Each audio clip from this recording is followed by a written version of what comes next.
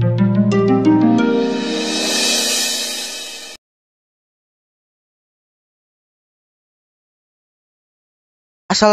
warahmatullahi wabarakatuh.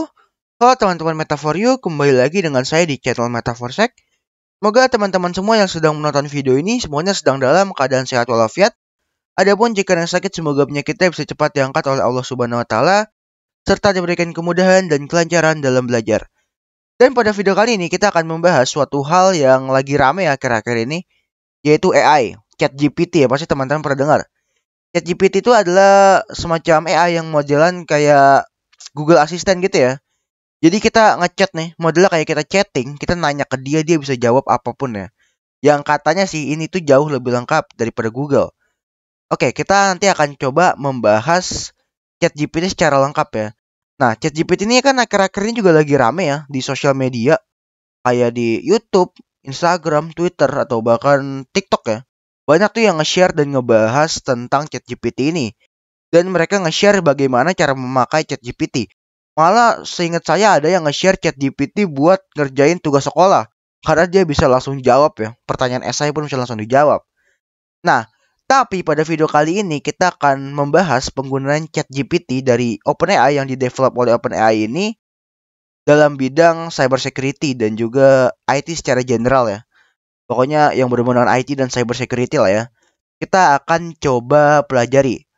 Dan ChatGPT ini didevelop oleh OpenAI ya. Tadi sudah bilang, OpenAI ini kayak semacam perusahaan yang emang dia kerjanya tuh ngedevelop AI. Dan banyak AI yang dibuat oleh OpenAI itu bisa diakses secara open source di browser. Salah satunya adalah ChatGPT. Di sini kita bisa akses webnya aja di openai.com ya. Linknya saya kasih di deskripsi. Dan teman-teman bisa langsung akses ChatGPT ini ya di bagian feature. Ini kayaknya itu DALL-E, Whisper, Alignment, dan lain-lain. Ini kayaknya ini ya. Emang yang dibuat oleh si OpenAI, yang didevelop ya. Mungkin kalau saya salah bisa koreksi aja di kolom komen bawah ya. Oke, sekarang kita akan langsung akses ChatGPT aja. Jadi bisa kita baca ChatGPT Optimizing Language Models for Dialogue. Nah, jadi ya tadi seperti yang saya bilang tadi sih, ChatGPT itu modelannya itu adalah sama kayak Google Assistant ya, tapi ini katanya jauh lebih bagus. Kita langsung try ChatGPT aja. Dan kalau udah, teman-teman tinggal login aja nih. Linknya saya kasih di deskripsi. Teman-teman kalau mau akses tinggal akses chat.openai.com aja ya. Oke, kalau udah teman-teman bisa langsung login atau sign up aja kalau teman-teman belum punya akunnya. Kalau belum punya akunnya bisa register aja di sign up. Kalau udah tinggal login aja. Teman-teman bisa continue with Google atau Microsoft account atau akses pakai email yang didaftarin secara manual. Oke, sekarang saya akan coba untuk login dulu ya. Oke, sekarang saya udah login dan ini adalah tampilan dari OpenAI ya. Maksudnya bukan OpenAI, ChatGPT. ChatGPT di-develop oleh OpenAI. Saya kebalik mulu nih. Dan di sini dia ada light mode dan juga dark mode ya. Bebas teman-teman pengen milih yang mana aja. Selera teman-teman aja sih. Oke, ini adalah tampilan awal dari ChatGPT dan di sini kita bisa chat ya, bisa langsung ngomong sama AI-nya. Di sini ChatGPT udah menyediakan dia dari sini ngasih 3 fitur andalannya ya, yang bisa dilakukan oleh si AI ini ya, dari si AI ChatGPT. Yang pertama examples, jadi dia bisa kita suruh untuk membuat suatu contoh kayak gini nih. How do I make an HTTP request in JavaScript? Jadi gini juga bisa kita suruh coding juga ya kali ya, nanti kita tes. Terus capabilities bisa kita coba nih. Terus limitation ya. Dan biar nggak bingung, kita akan langsung tes bareng-bareng aja. Saya akan mencoba. Saya udah menyiapkan sih beberapa pertanyaan yang berhubungan dengan pentest, cybersecurity, dan bahkan programming juga. Pokoknya yang berhubungan dengan IT secara general, terutama cybersecurity ya. Kita akan mulai aja dulu nih dari menyapa si ChatGPT ini. Halo, apa kabar? Apa kabar? Gini aja, apa kabar aja ya. Oke, dia bisa jawab dengan baik ya. Halo, saya baik-baik saja. Nah, ini teman-teman bisa ngetesnya pakai bahasa Indonesia. Kalau kita nanyanya pakai bahasa Indonesia, dia akan menjawab pakai bahasa Indonesia. Kalau kita nanyanya pakai bahasa Inggris, dia akan jawab juga pakai bahasa Inggris. Untuk kali ini kita akan memakai bahasa Indonesia aja. Sekarang, coba kita tanya ya, dia tahu Metaforsec apa enggak? Tes aja lah ya. Apa Anda tahu Metaforsec? Kita tanya aja, oke? Tidak tahu apa itu Metaforsec. Apa ada keterangan lebih lanjut tentang apa yang Anda maksud dengan Metaforsec? Oke, mungkin dia nggak bisa searching-searching lagi lah. Nggak apa-apa ya, ini juga buat ngetes-ngetes doang. Sekarang kita akan lanjut aja untuk mencoba pertanyaan yang berhubungan dengan cyber security. Yang pertama aja kita coba dari eh gini pertama deh. Apa itu cross-site scripting? Oke, kita tanya, dia akan menjawab dan di sini kalau kita baca dia akan menjawab secara lengkap ya. Dimulai dari dia menjelaskan pengertian. Cross-site scripting adalah jenis serangan keamanan yang mencoba memanfaatkan kerentanan pada sebuah situs web dengan menyisipkan kode berbahaya dalam web yang dikunjungi oleh pengguna. Di sini dia memberikan pengertian. Lalu di sini dia juga ngasih tahu nih bagaimana cara si hacker memanfaatkan kerentanan XSS ini dan juga dia juga mengajari kita, memberitahu kita bagaimana cara mencegah serangan XSS yang bisa dilakukan oleh developer ya. Nah, ini juga kita nanya, dia jawab lengkap banget ya. Dari pengertian, bagaimana cara melakukannya dan mencegahnya pun udah ada semua lengkap.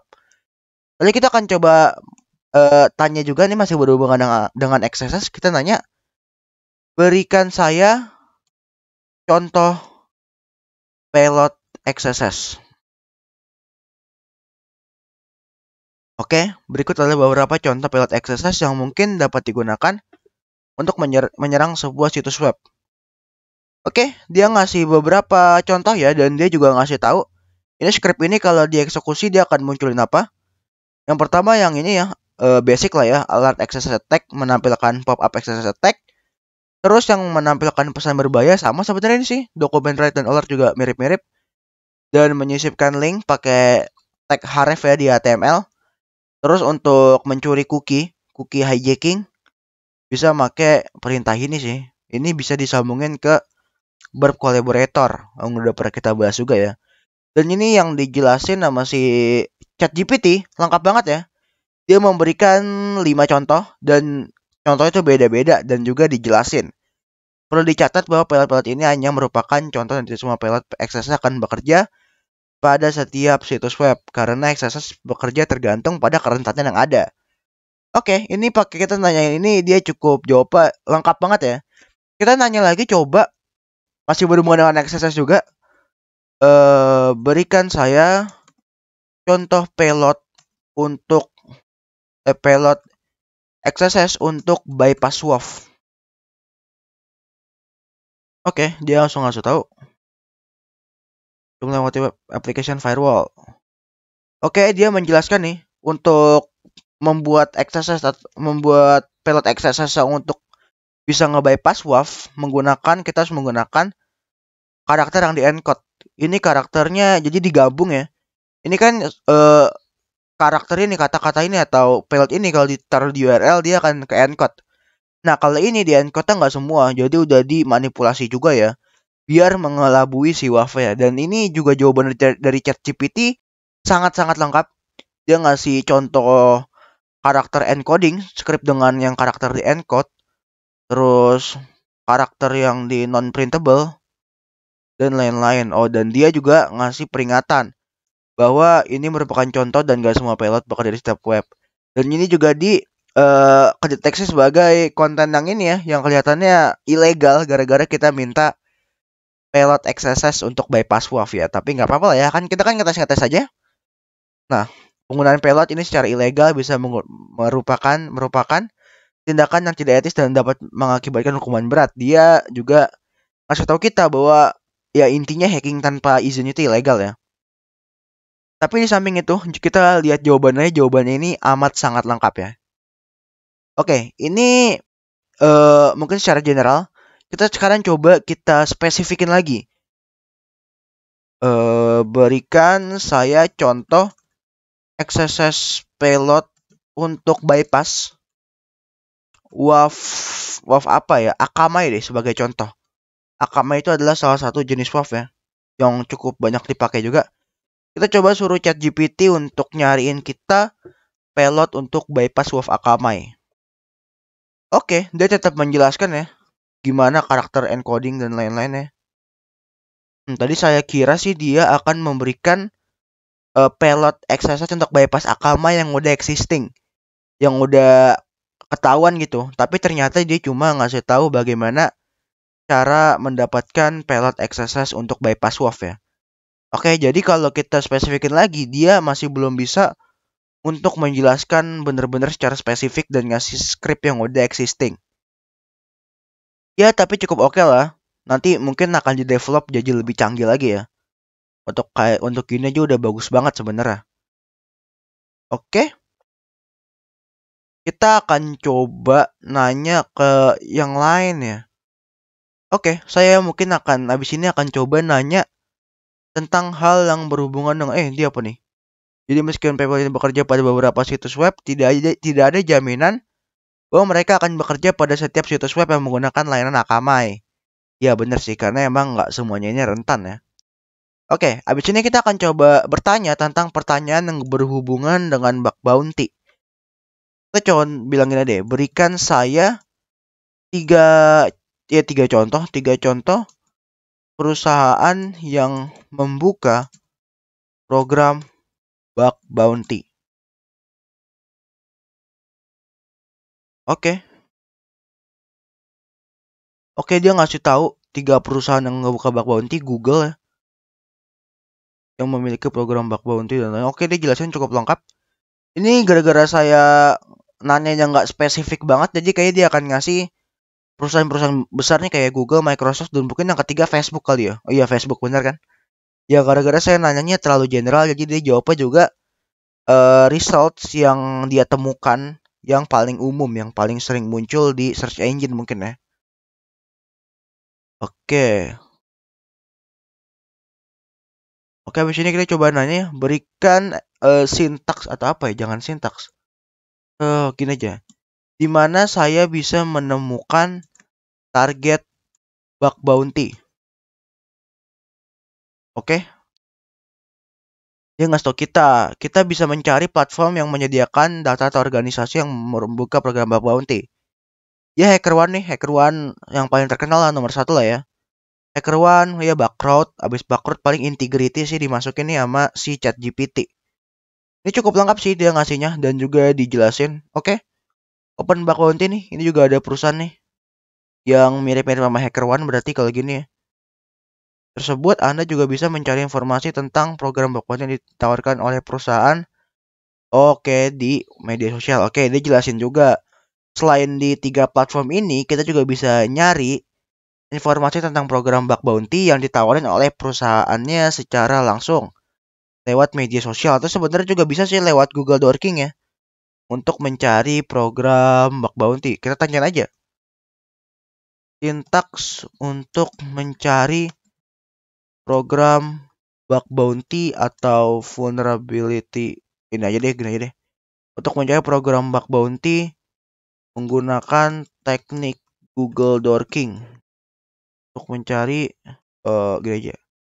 Perusahaan yang membuka program bug bounty menggunakan teknik Google Dorking. Oke, kita bisa menggunakan sintaks. Oke. Bug bounty, oke. Example.com. Oke, di sini ngejelasin ya. Jadi dia ngasih sintaks Google Dorking. Nah, kalau kita sebenarnya ini site.example.com nggak usah sih. Karena kalau misal kita masukin keyword bug bounty dan kita nambahin site.example.com, dia cuma mencari kata-kata bug bounty di example.com. Ini juga masih belum terlalu maksimal ya. Ya tapi cukup oke lah. Karena dia juga ngejelasin di sini bug bounty ini adalah kata kunci yang kita cari. Site.example.com adalah parameter yang menyatakan bahwa Anda hanya ingin mencari bug bounty di situs web dengan domain example.com. Jadi sebenarnya kita bisa searching dengan kata bug bounty aja. Nah, ini sekalian kita ngetes aja nih ya. Tapi ini yang dikasih tahu sama ChatGPT ini udah sangat lengkap ya. Lalu kita akan mencoba untuk nyuruh si ChatGPT ini untuk bikinin saya report. Saya suruh ChatGPT untuk bikinin saya report tentang bug bounty, temuannya SQL injection lah misalnya. Buatkan saya report bug bounty tentang SQL injection.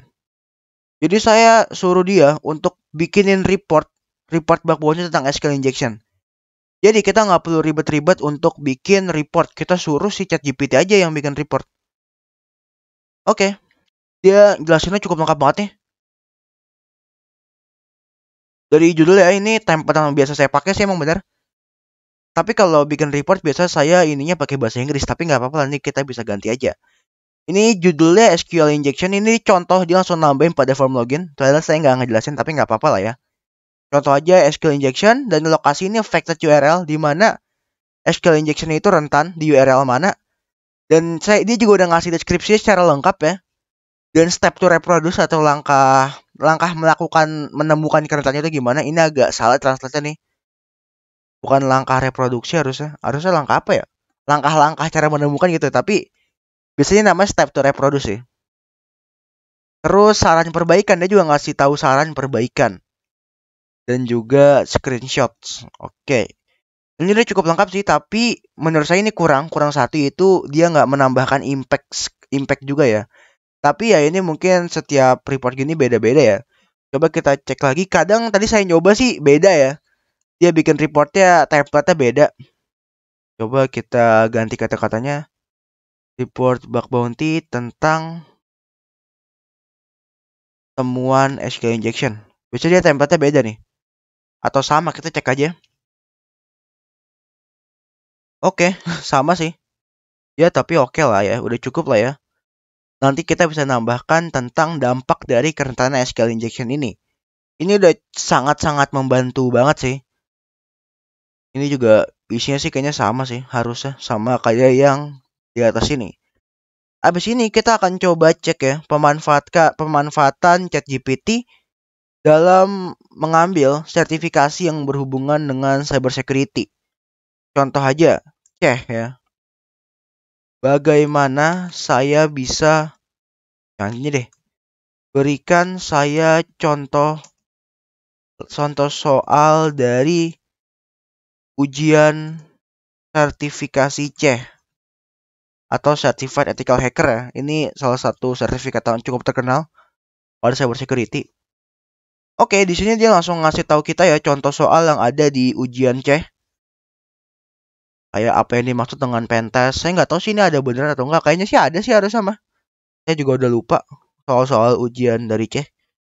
Nanti coba kita tanya ya, bagaimana kita bisa mempelajari mempersiapkan ujian C. Oke, dia ngasih latihan soalnya cukup banyak ya. Mungkin kalau kita suruh bikin 50, dia juga bikin 50 kali ya, nge-generate 50.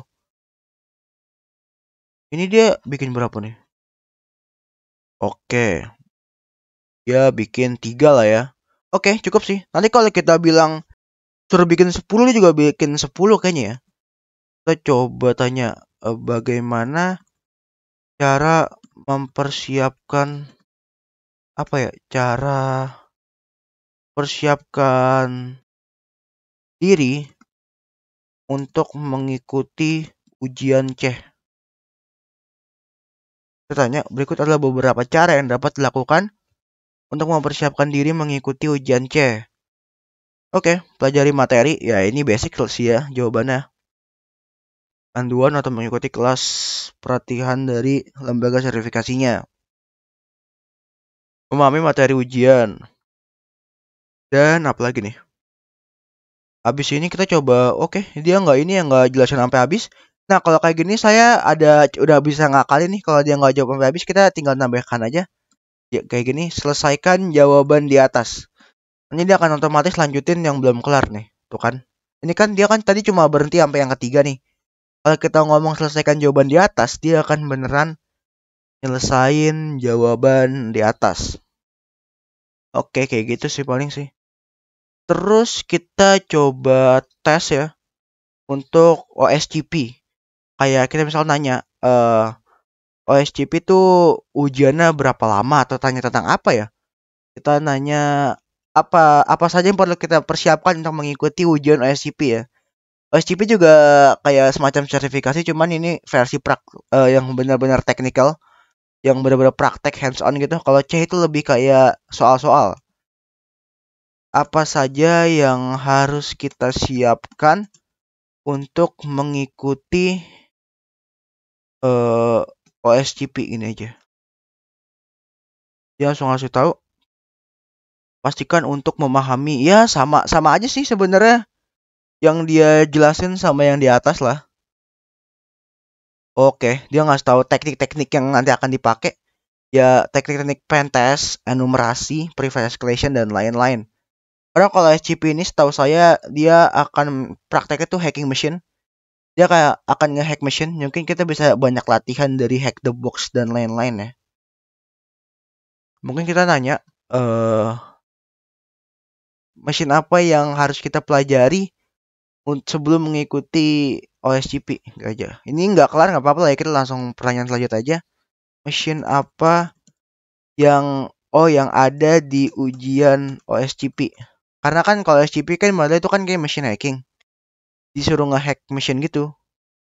Betul kan? Beberapa virtual machine yang kita serang. Yang telah diatur sedemikian rupa untuk yang isinya tuh kerentanan yang bisa kita eksploitasi. Kayak kita dikasih akses ke mesin tersebut bisa melalui koneksi SSH atau RDP ya, Remote Desktop Protocol. Oke, dia ngasih informasinya sangat jelas ya. Termasuk menggunakan mesin-mesin tersebut. Oke, tapi dia masih belum menjawab ya mesin apa yang dipakai di ujian OSCP. Kayaknya sih emang beda-beda kali ya, makanya dia nggak bisa jawab juga.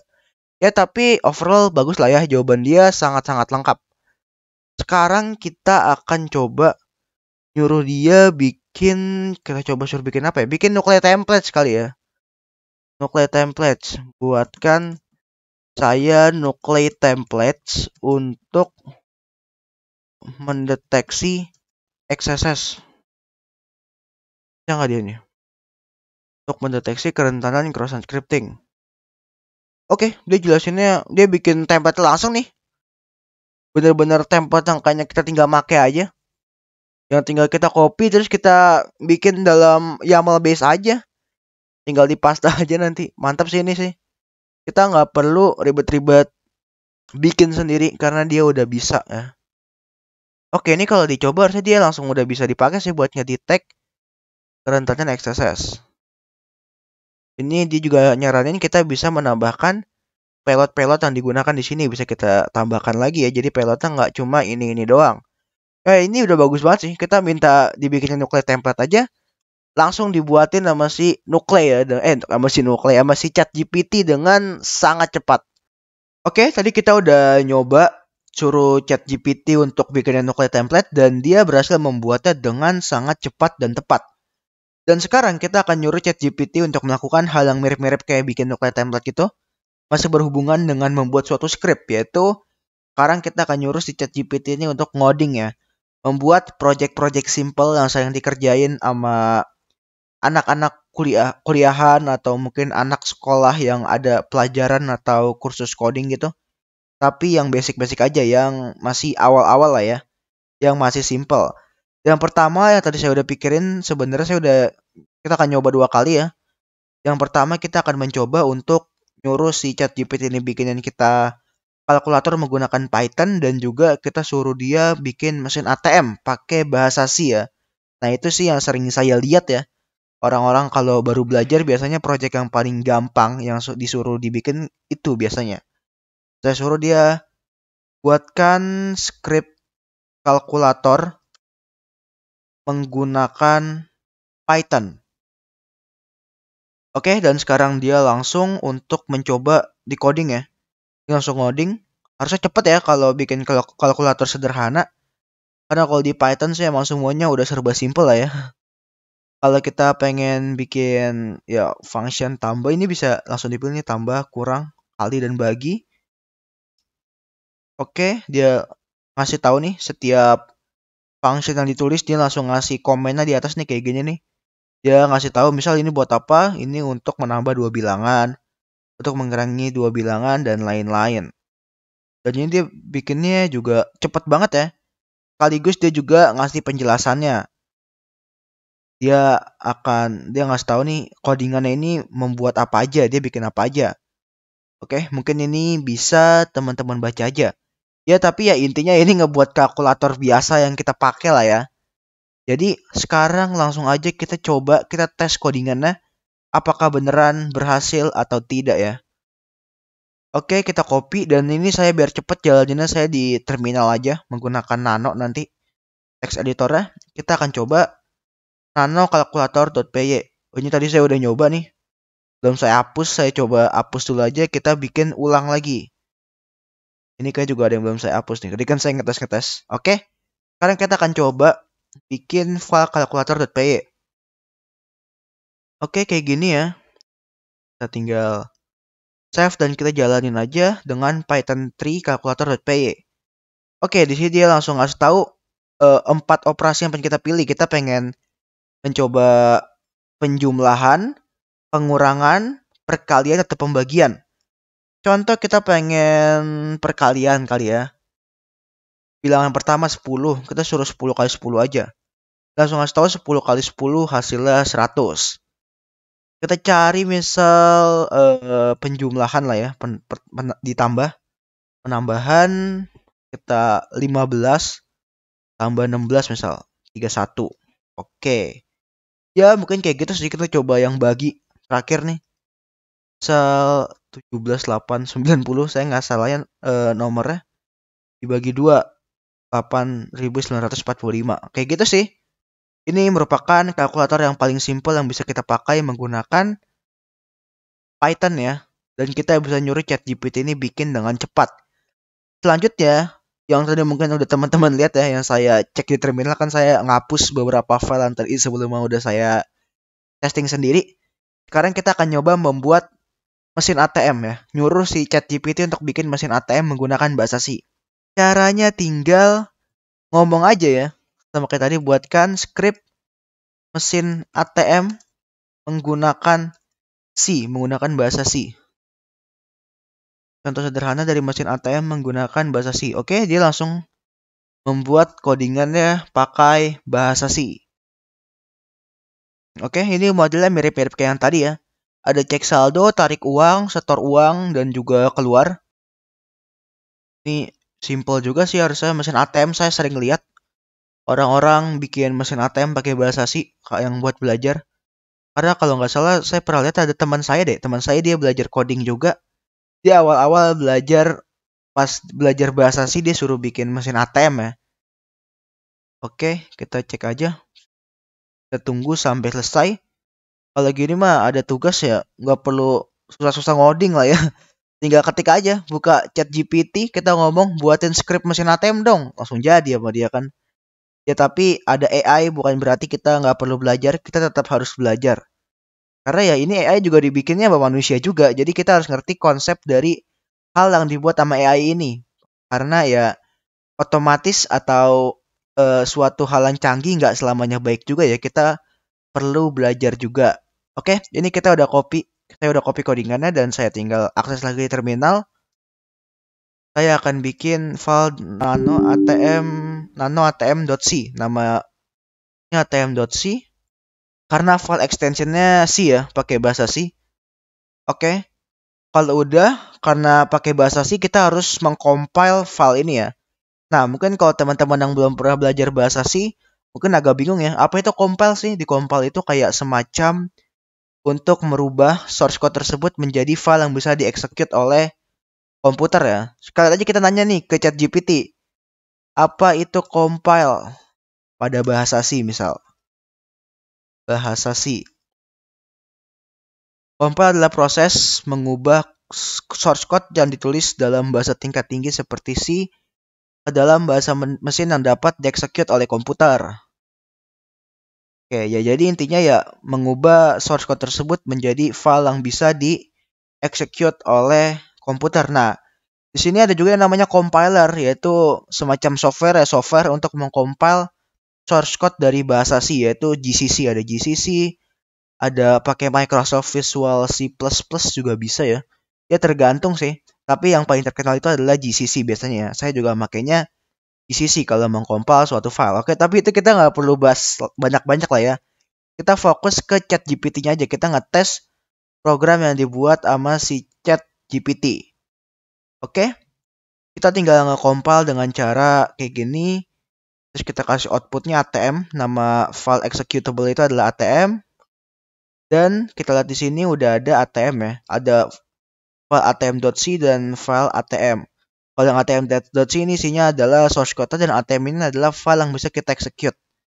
Dan yang execute tinggal /atm kalau di terminal. Oke, dia sama modelnya, formatnya sama kayak tadi ya. Kita silakan pilih operasi yang ingin Anda lakukan. Misal saya pengen cek saldo. Oke, saldo saya ada 10.000. Coba kita tarik uang lah ya. Tes kita ambil 9.000. Dia juga ngasih tahu sisa saldo kita ada berapa. Dan terakhir kita coba setor uang, kita ambil 90, kita setor 90.000. Dan sekarang saldo kita ada 10.000, oke? Ya kayak gini sih paling sih mesin ATM yang simpel menggunakan bahasa C yang dibuat oleh ChatGPT. Oke, mungkin kayak gini aja sih video saya kali ini yang membahas tentang ChatGPT. Kita udah membahas ChatGPT ini pada video kali ini udah kurang lebih 30 menit yang saya record nih. Lumayan panjang juga karena kita kan yang dibahas banyak soal yang kita tanyain ke ChatGPT juga banyak ya, karena saya juga ingin menggali lebih dalam seberapa powerful ChatGPT ini dan supaya teman-teman juga bisa mengerti dan bisa memanfaatkan ChatGPT ini untuk hal yang positif dan untuk hal yang baik lah ya. Oke, mungkin cukup sekian video saya kali ini. Mohon maaf kalau ada salah kata. Assalamualaikum warahmatullahi wabarakatuh.